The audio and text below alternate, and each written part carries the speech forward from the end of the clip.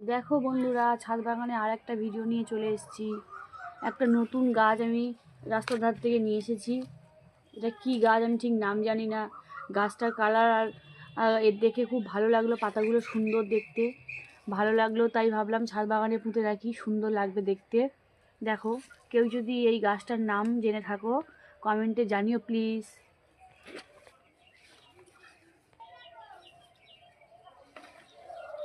আমি এইগুলোকে নিয়ে দুটো গ্রো প্যাকের মধ্যে দেব, দেখি কি হয়, গাছটা কেমন হয়, ধরে বসুক।